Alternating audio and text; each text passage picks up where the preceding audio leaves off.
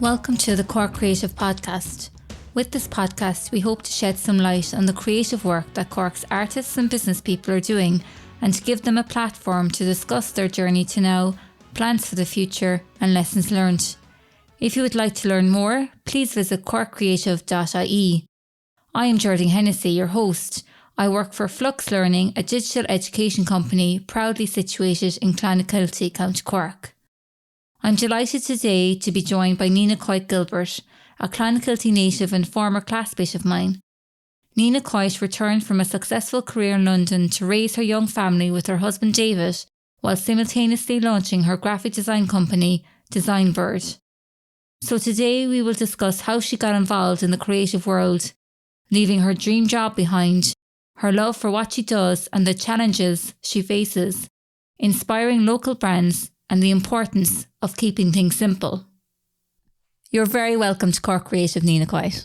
Thanks so much, Geraldine. It's so nice to be asked on here. Let's start off with your creative roots. Where did you get your artistic streak from? Is there a history of creativity in your family? I only thought about this recently and I was wondering myself, where did it come from? And there's no obvious answer. My mother's side of the family were tailors, my dad's side were butchers. Now I often wonder, is there an untapped creativity within that, either of those families? And not that I know of, but my mother was, she would have a keen eye for aesthetics, I suppose, and how things looked. And it's a kind of transferred to me now, like with interiors and stuff, which I'm a bit obsessed with. But my sister was amazing at art, my sister Grania, and I just used to look at her and go, oh my God, I thought she was just like, I just idolized what she did. So I just followed on and I just wanted to copy and try and be as good as her. And I knew I never would be. Her drawing skills were very, very good. So I mimicked her and she collected really cool adverts and I collected them. I just thought, okay, well, I'm just going to do what you do. We collected the Benetton ads, which were at the time kind of iconic. They were, I don't know if you remember them, there were some really kind of graphic ones. And thinking back now, I'm like, God, that was graphic design. I was only probably 10 years old, but basically we went to art school or art camps together. And then I went to school,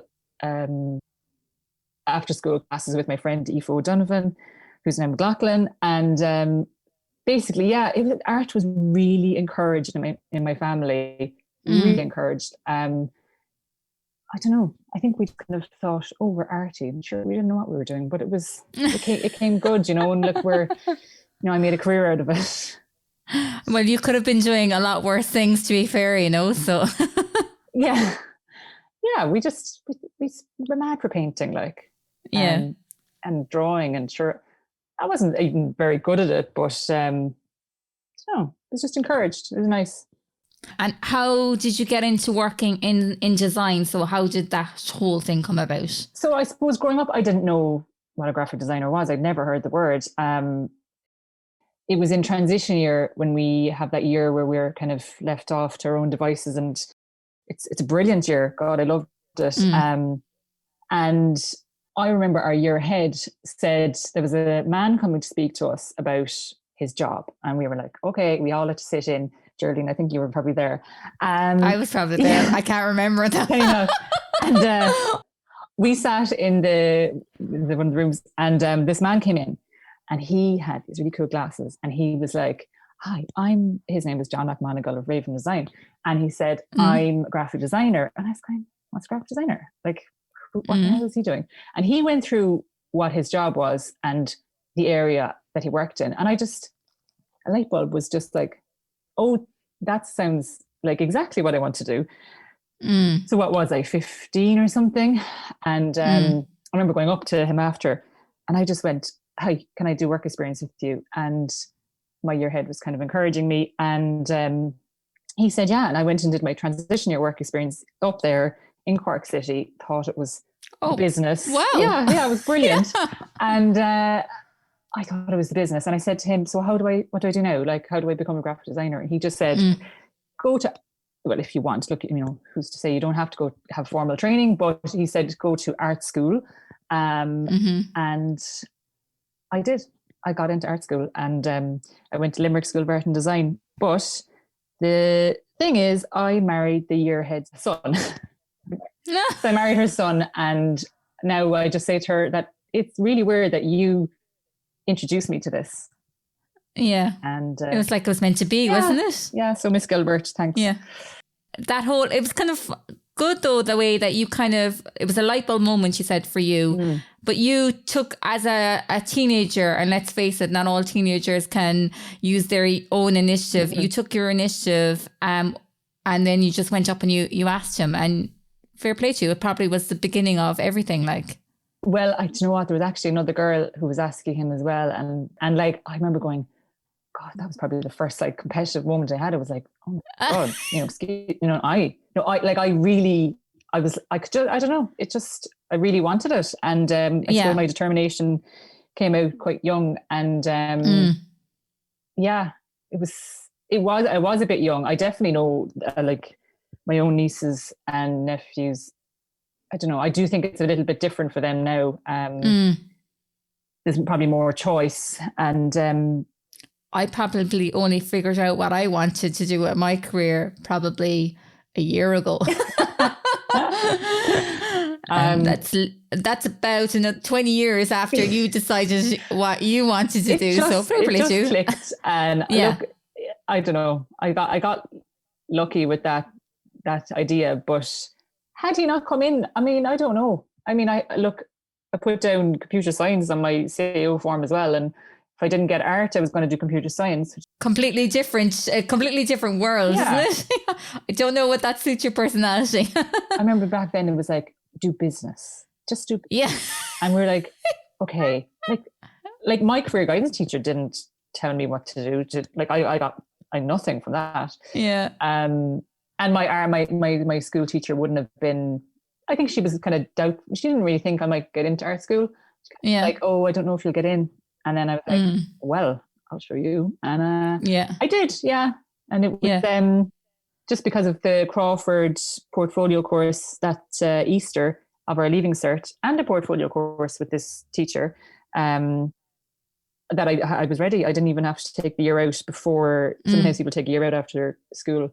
So it just kind of worked well. But that wasn't that wasn't the thing. You don't get graphic design straight away. You have to do a whole year in general art and then apply, and that was really hard. And did you enjoy that year of doing that? That was in Limerick, was it? Yeah. Oh my God, it was amazing. Oh, sure, look, art school, it's all true. It's absolutely like, it's chilled and it's creative. And Limerick I love Limerick. People say all things like it's got an amazing art school. I really loved it. I do it all again in a heartbeat. So you moved over to London, and you had a very successful career in London. What made you return home then, or why come back to West Cork? Different pace. Different pace. London's really good for your career. It took a while to get onto the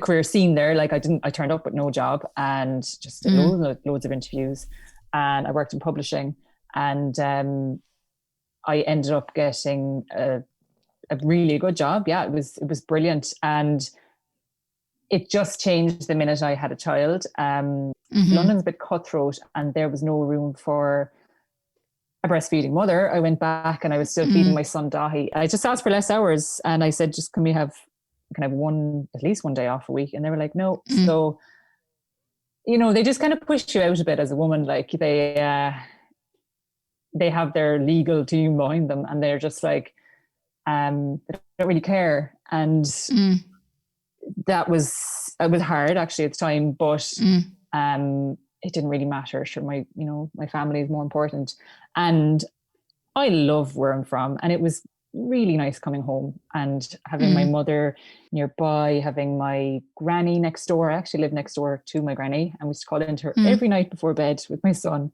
and my uncle. So they both lived next door, which was just a warm feeling of connection and support from from our families, and my husband's family's from Clonakilty. So there was no challenges moving back, really. It was just coming home. You know, it felt like home. I suppose London never really felt, it was never forever. We would never plan. We only went there to accelerate our careers, and that really did happen. And I learned a lot, but leaving it wasn't hard. It wasn't. It was a no-brainer for you as such. You knew that this is where you wanted to kind of raise your family. This is where you were from. And it was just returning back to that. I didn't want my son to grow up in London. He didn't live in the best part. And I think if we wanted to live there, it would have been, just at such an expense. We did 5 years, and it was absolutely amazing. Fantastic place to base yourself and travel. And we just had... We had an amazing time, but it ran its course, definitely. You went into a different phase of your life, and you have different needs and as such, Yeah, and I was also pregnant when I moved home as well with my second. So I was like, I know what's coming here. This is going to be really I need some help. So home you came. They all return home eventually. It's happening. There is some movement going on at the moment. Did you find the transition back to West Cork life difficult, or was it just straight back in? Oh, no, I found it fine. I guess the challenge was, what am I going to do? I couldn't not work. We're just at the very beginning of our family, trying to kind of set up our life. No, it wasn't difficult because we had a lovely home and everything, and we had people calling, which always is just such a pleasure. When you're in London, you're like, oh, no one can just drop in, you know, it's all very... a little bit lonely. I had a plan. I kind of had a plan when I was leaving London. I knew I was like, I don't know what I'm going to do, but I need to stay near home. And I had the idea of creating Design Bird. And I set about doing it. And I launched it when my son was 15 months, I think. And I was 4 months pregnant. And you were pregnant as well. Oh my God, fair play to you. I actually thought, I'll set this up and I'll do it when my next child is born, and I'll do that. And I had a meeting with the enterprise board, and she just was so straight up. And she said, if you don't do this now, you won't do it. And I was like, okay. Yeah. So I'm doing it now. And she's like, I said, but I need to get it all ready and I need to have it perfect. And she was like, no, what you've done is fine. I did my own website. It's still the same. It's really bad. And she goes, no, it's enough. And that's something you kind of learn, actually. You don't need to have it all like perfect sometimes. No, I do like sometimes everything in the design world to be perfect, but just go for it, you know. She just was like, just do it.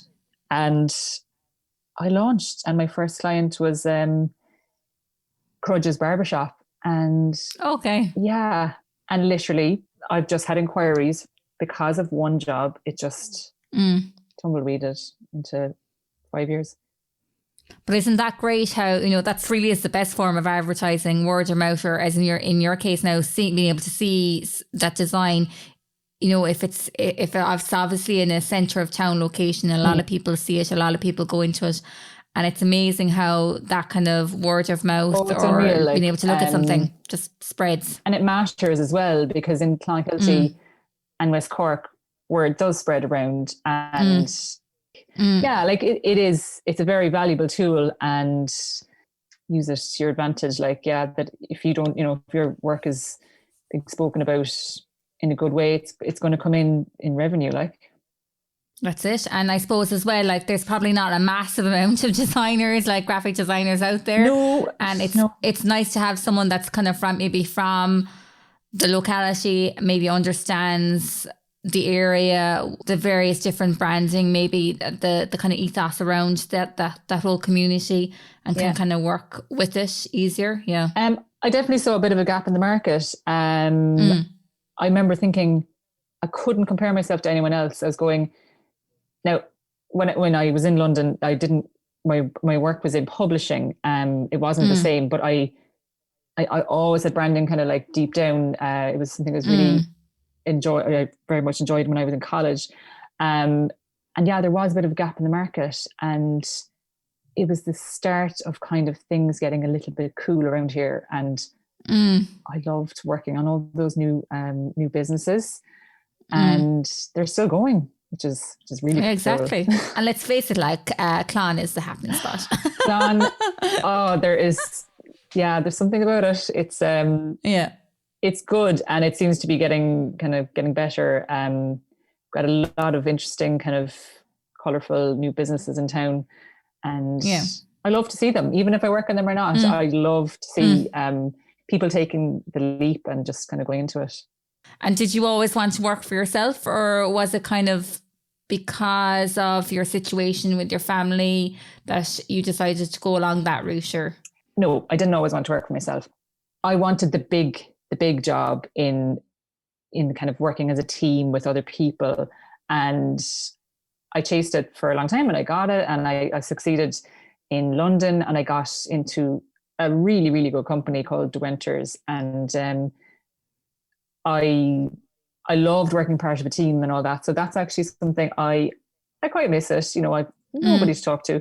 My poor husband is demented, listening to me going, "What do you think?" And he's like, "It's lovely." And I'm like, of course he's going to say that. Like, he's married to me. He has to put up with me all day. So no, it was a needs must situation. I knew I couldn't go up and down to Cork City. It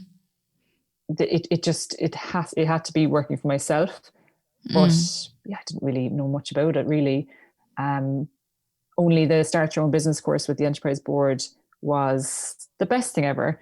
Not that I got to finish it, because I had my daughter Sive on the second last class. So, but all jeepers, that was absolutely it was just so good. And it's there's no real cost in it. You're going, this information will set me up for life. It was fundamental to giving you that helping hand just to kind of start out when you didn't have a massive amount of experience in working. No, nothing. Other than from outside of a big company. No, and I still think, oh my God, I'm just on my own, and people just pay me for my work, and doing, the accounts and all that is quite, it's quite laborious, but then again, the glory is just all mine, and then I can just control everything. So it's the only structure that worked for me in family life, and obviously I don't think I'll ever go back to working with a company again, because I can't imagine having a boss. You've got the taste of working for yourself now. It would be very hard to go back. And what type of projects interest you the most? As I mentioned, that I worked in publishing in London, and I loved publishing at the time. It was brilliant. It's a real kind of, you just sit down and get really meticulous about layout and typography and how to kind of inform people of what's going on through publishing. And I loved it for all the time I did it, but I had some sort of success when I was in college with this branding project. And I got a really good result for it. And I remember they just thought it just worked out well. It was in my third year, and I remember it was a whole exploration of branding. And then I didn't do that when I was in London for all that time, but I just had always had to think for it, walking around, seeing how things were branded, and it's just an interest in everything aesthetic and how it's presented. So branding now is my absolute. I'm just kind of obsessed with it. And I'm fascinated by the power of it. And I love how some of the power isn't even very obvious, because it's all about seeing a product and how does that product make you feel. It's more like a feeling rather than an obvious thing. And it's a combination of all the things within a company, from, a logo to packaging to how they speak to you, their tone of voice.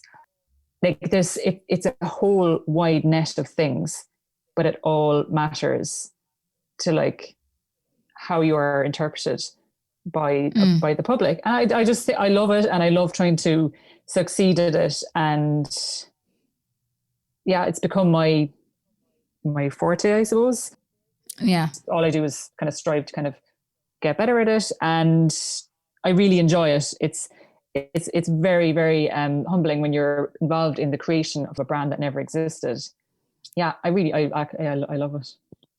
Do you find when you're out and about, or when you go somewhere, or even when you're watching television, are you constantly analysing everything that you're seeing? I do that now. Constantly analysing everything. I'd be like watching a TV show and looking in the background going, oh yeah, that's, and I observe an awful lot. I can't, and in a way it's to my detriment, because I go into a restaurant and I'm like, that's not designed properly. Look at that typo. Oh my God. And it is. I'm sure it's the same with a lot of careers, that you can't kind of let it go, but mine is very visual and I do get very bothered by a few things. And also, likewise, I enjoy, I went to Melbourne and I was like, oh my God, they've got it so right. And I could admire, it's just alive with art and kind of absolutely amazingly branded businesses, really. You like the visual things so that around you, but sometimes they drive you mad. Yeah. There's a bit of a trend going on at the moment that I'm probably going to be, maybe it's just a trend, but everything seems to be being painted grey. Where's this going? Everything, like if you stand still, they might paint you grey. So it's just a bit of a thing, and I think some people don't understand. They think grey might be classy, but sometimes it can also be a little bit lifeless. Can you describe the process you undertake with clients to come up with a design, or how does that whole thing work? They just email me and they're like, are you free? And I go, yeah. And then typically before the pandemic, I would have met them in person, and I love meeting someone in person. It's totally different from trying to email. And I would say, tell me about your business. Tell me, why are you doing this? What's the purpose? What's your goal with it? And I get to know their personality, because it's very important to what you're going to represent. And we'd have a lovely kind of conversation and almost getting to know each other. And it's quite important that I get along with the person I'm working with. It just matters a lot with what I'm going to produce, and if I can kind of liaise with them in a smooth manner. So I would have the meeting. I would kind of come up with a price based on what their requirements are. And then I go away and I kind of do all sorts of things, trying to think of an idea. And some of it might be sketching. Some of it might be online. You could be looking for imagery, photography. It's very kind of unorthodox. Some of it, I'm just like looking around going, give me an idea. Like, but there's a part of it that I don't even charge for. It's like me having an idea in the back of my head and then just walking around and leaving it back there. And then it just kind of comes to me. And it's almost when I'm not working that I'm thinking about it most. And I just go outside and I, busy myself. And then I come back in and I kind of let the idea kind of grow in my head. And then I realize it on a computer. That's a strange process that I can't really include in my quote. I'm like, this is the time I spend thinking about your work, But it is actually a really vital part of what I do. Because it's hard just to come up with an idea. Like, okay, someone says, come up with an idea. No, I can't. You have to kind of go around and do your normal thing, and it kind of festers there and grows. Yeah. Now, one time I just had an idea. This is going to work. And it did. And they liked it. And that's obviously the great thing. Then if you're like, great, I don't have to think of it anymore now. But it was Inchdanny candles. And I thought I might just try drawing a bit of this. And I just sat down and I started sketching. And I didn't even ever do that before. I didn't really sketch or use my artistic input, like, into like what I used to do in London. And then I used some watercolors and I painted, and it just worked. And I kind of had an idea this might really work for this brand, and it did. So sometimes it can just kind of click, and maybe it's because I knew, I was very kind of closely connected to it. I know Inchdanny, I know my client Louise, I suppose a very big thing for me is getting the vibe of everything kind of right. You don't want to meet someone and think they're like that and produce something else. You've got to really figure them out. So sometimes it just happens. And what kind, you were saying that you talk to your clients, and you try and get out a vibe from them as to what they're all about. Like, what piece of information is of utmost value? What really do you need in order to try and figure out what to make or what to design? So I need to know their values and their target audience, but that's quite important. Sometimes it can quite vary. I need to know, what are they into? What do they like? I know what I like, but I need to represent them and their product or their service. But the most important thing is their brand story. I just love it. I love listening. I'm like, how did you come up with this idea? What drives you? And tell me how you make it. One of my clients, Rebecca Conley of Rebecca's Apothecary, like listening to how she produces her bath salts and stuff. I'm just kind of like picturing her in her workspace, and I'm going, yeah, this is such a beautiful process that I need to put down on paper. And the story of how she does it, why she does it, who she wants to be used by, it's a very personal but valuable information. It's really valuable. And I think people want to invest their money in buying a product that it has been kind of, I suppose, lovingly made, but also has kind of really good values, and it's kind of consciously considering the environment. It really matters, your story of why you're doing this business at all. Because I remember actually having a conversation with Rebecca about her packaging, that it really encapsulated her products, and she was telling me that you designed her logo, and it's very understated and very natural, and just fits her products really well. So you're obviously very good at what you do. we got along. I think I definitely, it's kind of that beautiful marriage of like client and designer and understanding them. And it helps when I really like what they're making. I'm very lucky. My clients have really nice stuff going on, and they make really nice products. Not everyone makes products. Some people have services, but just mainly everything going on in West Cork is it's well intended. It's well made. So because it's interesting, you find it interesting to be able to create a design for them. Oh, totally. Yeah. I think what they do is amazing. It's a real talent on their part, and it's just lovely to be able to give it something that looks like, it fits the whole brand. And what if, say, I'm always kind of interested in how designers deal with situations where they may have a different idea of what would work best for their client. How do you overcome differences in taste? That's a hard one now. It is and it isn't. I suppose I'm coming at this with, how many years? 17 years experience. And I've always dealt with clients, I've always dealt with clients, even from when I started in 2004 in Raven Design.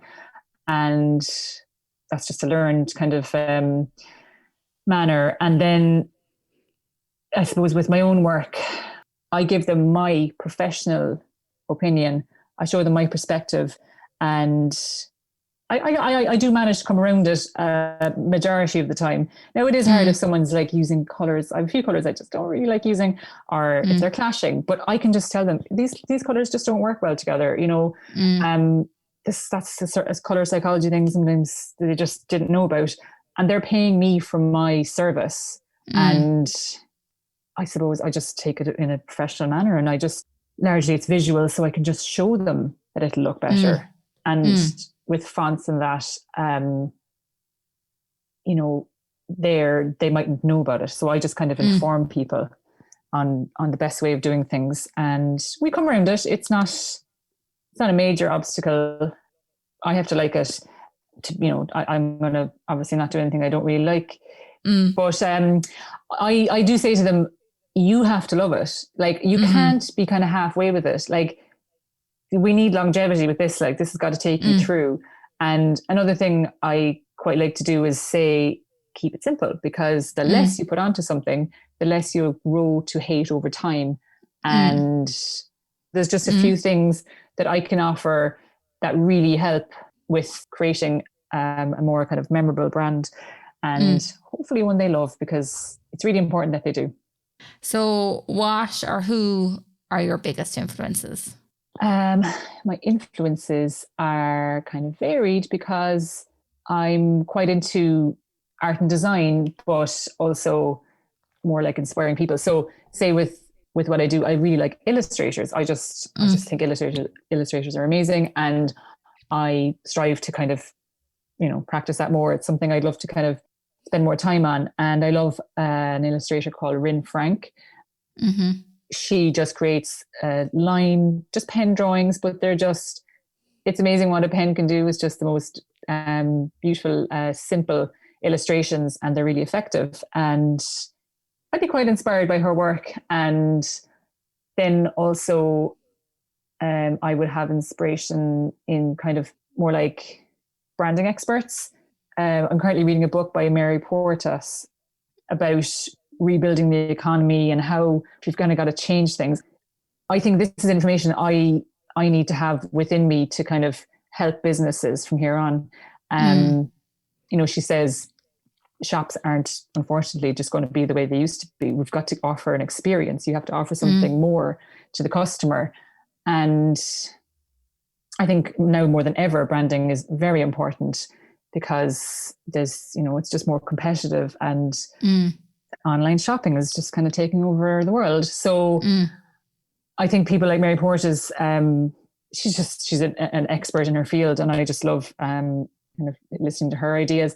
And then there's another man, I have his book and I love it. And he was the creative director at Saatchi & Saatchi. His name is Paul Arden. And I just have this book that he has, and it's called "It's Not How Good You Are, It's How Good You Want to Be." He has all these little quotes, and I think anyone would love it, even if they're not into design. He's got one quote that I think of a lot, and it's, "Do not covet your ideas. The more you give away, the more you get back." And I'm a bit like that. I'm kind of, every time I meet someone, I'm like, "Why don't you do this? Why don't you do that?" And I feel like we shouldn't just keep everything to ourselves. If we have ideas, put them out there. You'd be surprised what you get back on it. So yeah, my influences are they're kind of not just, great artists or anything. It's more kind of, I suppose, branding based. And what brands or design projects do you admire most? There's a brand that I have worked with, but I didn't do the branding for it. And I think the way they have done their whole business is very commendable. It's called Good Day Deli. It's a cafe in Cork. Yeah. Have you been? Once. What, did you like it? I loved it. Oh, good. Yeah, okay. I was like, okay. As you say, it's like an experience, actually. It's not just, yeah. This is what they've got. They figured that out, and everything in there. Like, the branding isn't just the menu. It's not just a sign for the bathroom done in their logo. It's like, it's the whole thing. It's the tables, it's the chairs.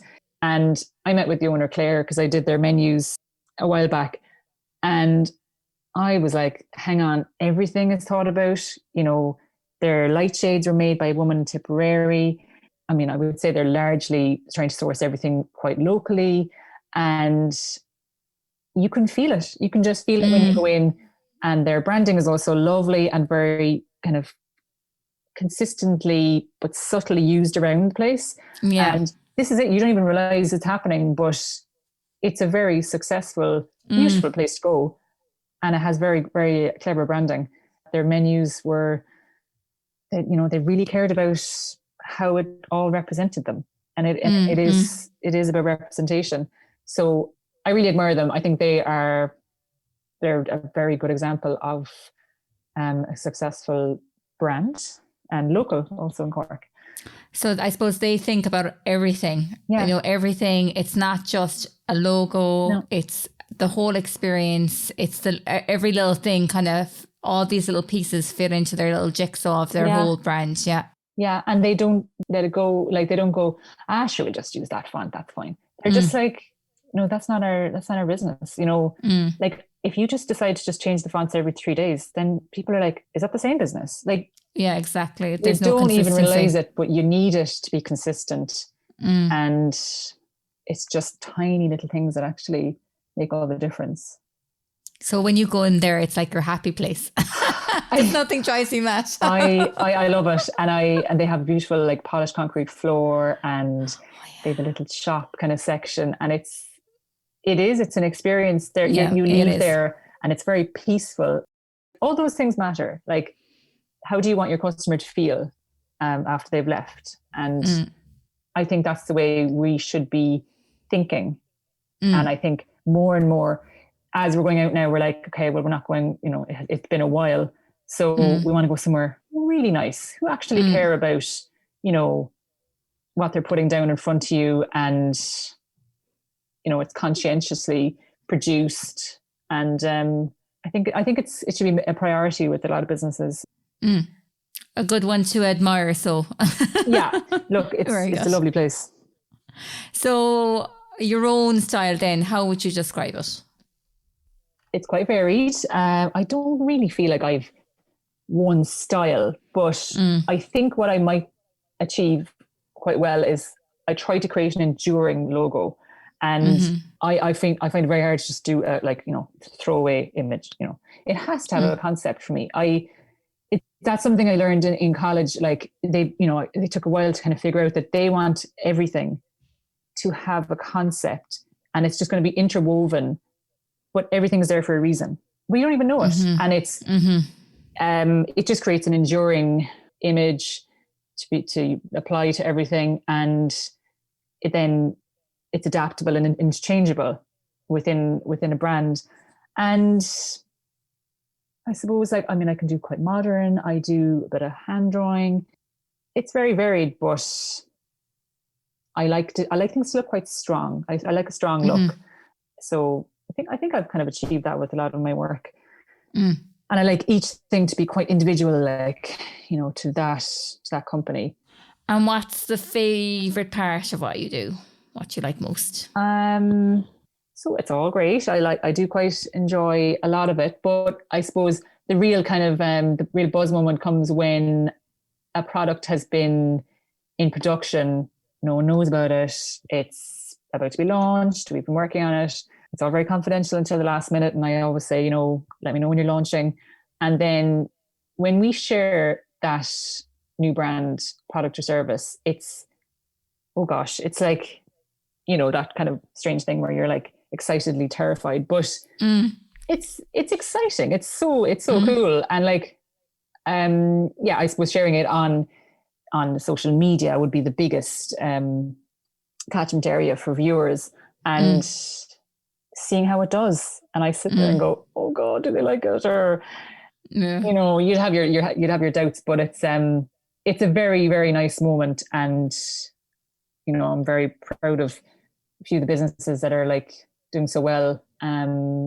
Still with my branding on them. There must be some buzz out of that though, just seeing it go. Yeah. And are there any peer groups and networks in Cork that you have found particularly helpful? Or I'm not really into the groups. I don't really see what the benefit would be. I'm not sure it's the right fit for me. Now, having said that, if someone had said to me, hey, there's a design group starting and we're meeting like every first Tuesday of the month in the cafe, I'd be like, yeah, definitely. I would absolutely love to talk to someone about design. I love talking about it. Like I love analyzing, as I've said, I'm crazy about it. So I would love a group like that. And, some of the groups are a bit corporate or like, they're a bit self-indulgent, and I'm kind of good for that. I'm okay with not being, all those awards and stuff. It's fine. You're a busy mom as well, so you haven't got a whole lot of extra time. I am. My kids are like, they said to their friends, my mom's an artist. And I'm like, oh, am I? I'm not. I'm a designer. And they still don't have a clue. It's gas what I do. No, it is fun with the kids actually to have, skills in that area. So what are the biggest challenges you face? I have so many challenges. I really miss not having someone to bounce ideas off. I have thought about employing someone, but it just doesn't really fit sometimes with the way I work.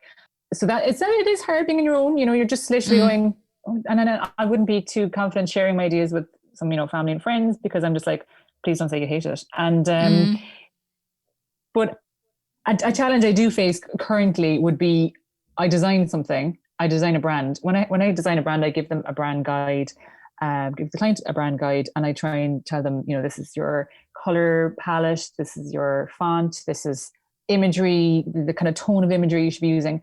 And sometimes, it doesn't always end up being kind of used in the right way, and they might go, sure, we'll just put it this way and that way, and and I'm going, oh no, I need you to, and I'm just going, well, I can't do any more. I can only do so much. I can only design what I design. I have to hand it over.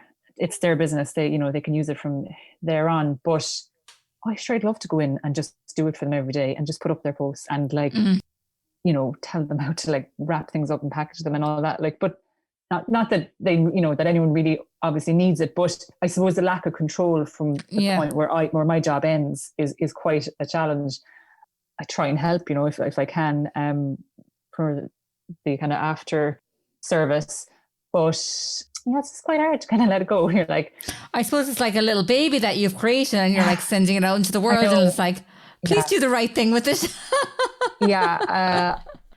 I probably could work on, I could offer workshops or something maybe in the future on how to kind of use branding, because look, that's what I do. It's my thing. And, someone might not always be into it.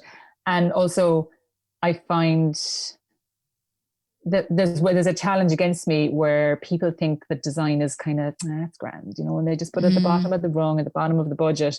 And I'm going, no, you should just give it a little bit of money. It's not extortionate. And it's a really worthy investment to just, pay a little bit for really nice pamphlets or leaflets or business cards or something like that. It's something that someone's going to bring home and they'll remember you the right or the wrong way. So getting people to kind of go for it. It's the first impression, isn't it? So it is. It's your face. Your brand is like your face. You're like, do I like it? It's just we wouldn't be up there with the priority list, and that's fine. Some people are producing products that have loads of really expensive ingredients, and you can get it. But I think it's very worthwhile. I think it's a great investment, says the designer. Spend money. What piece of technology or software can you not live without? When I was back along a million years ago, we had to use this application called Quark Express. It was like using a really old Ford Fiesta, and you're trying to get it to go, and it was so slow. And then you do loads of work, and then you'd be like, I'm nearly there. Oh, I lost it. And you're like, oh my God, it was absolute antique. It was so hard to use. But we kind of got used to it. It was just part of the job. But then the Ferrari of design applications came in, and it was InDesign. And I was in Australia, and I just learned on the job. It was fine. It was so straightforward. It was so streamlined. Now I can't live with. I couldn't not have this application in my life. It absolutely is a dream. I love it. Makes your life so much easier. It does. And it kind of saves things as well, so that when you do that, oh no, I never saved it. You're like, it just knows you kind of want to save it. Yeah, it's great, isn't it? When things work out like that. Yeah. So And what are your plans for next year? Next year. So I think the year is in kind of school years, because I have children, and everything is, oh my God, it's like clockwork, September, what do we have to have ready? So that's the kind of start of my new work year, where I'm going to go back working more. I'm just taking a bit of time off during the summer. I just want to kind of get better at my business. And I do think I could offer something in the line of a workshop. I'd love to get sitting down with someone and going, this is what you could be doing. And I think it's really valuable to people's business. And you'd like to explore it further. Yeah. And other than that, I'd like to go to Australia. Who wouldn't? No, but my sister's having a baby, and she's out there, and she can't come home. And she's living there now for the rest of her life, and I would love to go out there. And we did it before with two kids. I think we can do it with 3.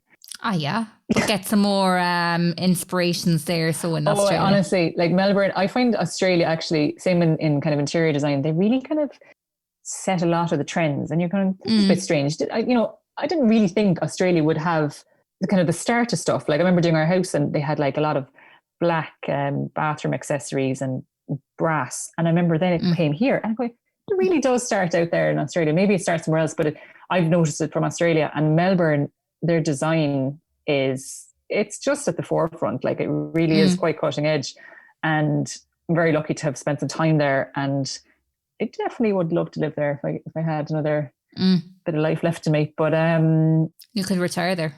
Yeah, it's a bit far. Don't know. It's a bit hot, and my retirement's like around the corner. So like, yeah, but you stop. If your retirement's around the corner, my retirement's around the corner. So no, it's not. 25 years. Oh my God, can you imagine? What would be your dream project?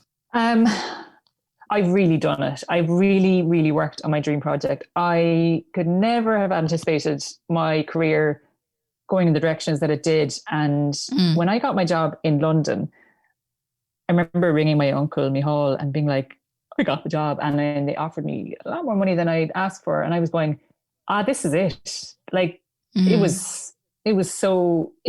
worked in show business. I worked in creating the programs for the West End. We'd have to go to shows and see the show and learn all about it, and then go and do the brochure. Oh, wow. And then they'd be like, how interesting. I know. And then they go, do you want, does anyone free tickets? I used to get free tickets to the shows. And then I would have a friends and family list, and my friends and family could go to the shows. Oh. Yeah. It was very enjoyable. And it was that really cool, trendy office with the cool artwork up the wall, and it was amazing. I worked just near the Thames, behind the Thames, and so that was amazing, and definitely a career highlight working there and kind of cracking London in a way. But right now, I'm working with a client who, like, they're a dream client. They are. I'm so honored to be working with them, and they are based locally, and they're just the most admirable kind of values behind them. They're a couple, and they have a business called Somiga, and they make food supplements like vitamin C and B12. To see someone who's really passionate about what they do, and they really care about how it looks on the shelf, and they have a lovely, honest kind of business going, and they're kind of thinking very green with it. And that's kind of more and more important to me, where people they really, it matters to them where, you get a bottle. What happens to the bottle? Is it recyclable? Like they're things that are going to become so important. And I'm kind of working to help people try and make sure that everything kind of is responsibly made and sourced and designed. So Somiga is actually, it's a great client, and I'm very happy to be working with them and met them the other day. And it was like, everything I do, every little business, no matter if it's big or small, it's a really cool thing to be involved in the start of it. The concept of it and making that concept a reality. Yeah. It's very hard. I do find it challenging. And I'd be, pulling my hair out sometimes and going, I can't think of an idea. But I love that challenge. It's driving myself mad. Like, yeah, but it's part of the thrill. Then once it's all done and dusted, it must give you an even greater buzz than when you maybe experience difficulty at the onset of the project. Yeah, like no, it doesn't happen all the time. I don't love everything I do. I don't. Sometimes there's other stuff. I just, it's not. There's just, I do kind of like new products, or I do kind of existing, using someone else's designs and stuff sometimes, and I wouldn't have the same kind of effect. But it's all part of the job. Like, you just have to, put out what you love. Nina Cáit, you've worked in the design world for a few years now. What advice would you give to someone starting out? What mistakes or good choices did you make that you think could be of benefit to others? I always just thought I wasn't that good. I was like, I'm fine. And like, then, you know, I'd start doing things and go, hang on, I'm not that bad. And yeah, just having a little faith and kind of, like, you know, when you do a drawing and stuff, it doesn't need to be a good drawing. It's kind of about the idea. Like, I see it with my kids and I'm going, the fact that you can think of that idea is the good thing. And the execution, you know, it's important, but not vital. So yeah, definitely it took me a long time, and I'm still working on like imposter syndrome, where I do kind of go, oh no, not good enough. But like, then I kind of, you know, I can shake it off. But if I was saying to someone, you know, what would they do now?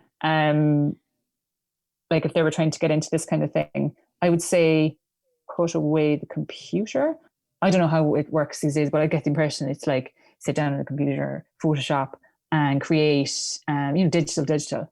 I just think pencil and paper, get out there, keep sketching. You know, when I was back in like 5th year, I was probably thinking about my portfolio and all those things.